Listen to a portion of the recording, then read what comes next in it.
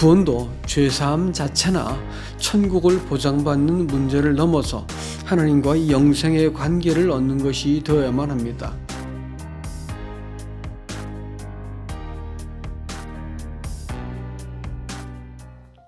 여러분 안녕하십니까? 어부와 목자입니다. 오늘은 로마서 8장 9절 말씀입니다. 만일 너희 속에 하나님의 영이 거하시면 너희가 육신에 있지 아니하고 영에 있나니 누구든지 그리스도의 영이 없으면 그리스도의 사람이 아니라. 우리는 지금까지 그리스도 안에 있는 생명의 성령의 법이 죄와 사망의 법보다 강하다는 사실을 살펴보았습니다. 또한 율법을 육신이 연약하여서 이룰 수 없는 것을 하나님의 성령이 가능하게 하신다는 것도 보았습니다. 육신은 그 근본부터가 하나님과 원수되고 대적하며 굴복치 않는 내적 본성이라서 결코 하나님 앞에서 그 거룩함을 이룰 수가 없습니다. 그러나 성령은 이 모든 일을 가능하게 하도록 만드십니다.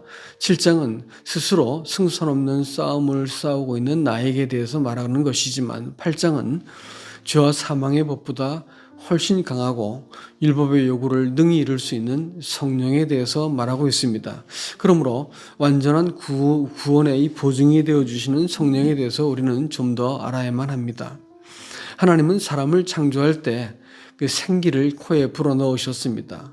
이것을 영이라고 이제 번역하고 있지만 이 하나님으로부터 온 생기가 하나님을 알아보고 사람을 사람답게 만드는 리빙 소울, 인격을 의미하는 산 혼이 되게 하셨다고 말하고 있습니다.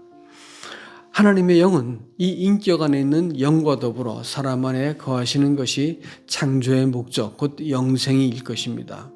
구원도 죄사함 자체나 천국을 보장받는 문제를 넘어서 하나님과 영생의 관계를 얻는 것이 되어야만 합니다. 그러나 사람의 범죄로 인해서 하나님의 영은 사람 안에 내주하시기도 전에 사람을 떠나버렸습니다. 이 영생은 본래 하나님 안에 있던 것인데 예수 그리스도께서 오셔서 사람들에게 이제 나누어 주시고자 하는 것입니다.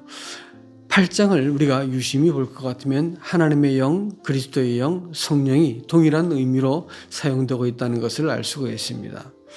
사람의 영이 성령을 모시고 화목한 상태를 영에 속한 자가 되었다, 이렇게 말하고 있습니다. 그래서 하나님의 자녀인지 또 아닌지를 알 수 있는 것은 이 영이 거하는지 아닌지를 보면 알 수 있다고 말하고 있습니다.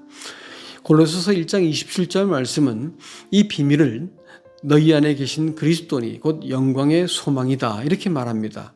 구원을 얻는 믿음은 성령을 모셨는가로 결정되는 것이고 구원의 모든, 이 신앙의 모든 기초는 이 내주하시는 성령과의 관계에 달려 있습니다. 뿐만 아니라 영적인 성숙과 또 능력 있는 삶도 성령과의 관계에 오직 달려 있다고 하는 사실을 우리가 반드시 주목해야만 합니다. 초기 그리스도인들은 자신들의 삶이 예수 그리스도의 영과 관계에 전적으로 달려 있다고 믿었습니다. 고린도후서 5장 16절에서도 이것을 말하고 있고 심지어는 성령께서 이 땅에 처음 강림하셔서 교회가 이루어졌을 때 아나니아와 삽비라라고 하는 사람이 성령을 속인 일이 있었습니다. 그러자 즉시로 하나님의 성령께서 개입하셔서 그들을 이렇게 심판해 버리는 것을 볼 수가 있습니다. 왜냐하면 하나님의 성령과 교회가 이 정직하지 않는 관계가 이렇게 불분명할 것 같으면 교회 자체가 성립될 수 없기 때문에 그렇습니다.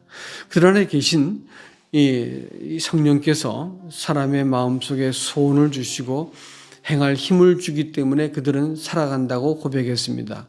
그들은 성령을 단지 능력을 받기 위한 수단이나 승리하는 삶을 살기 위한 도구 정도로 여기지 않았습니다.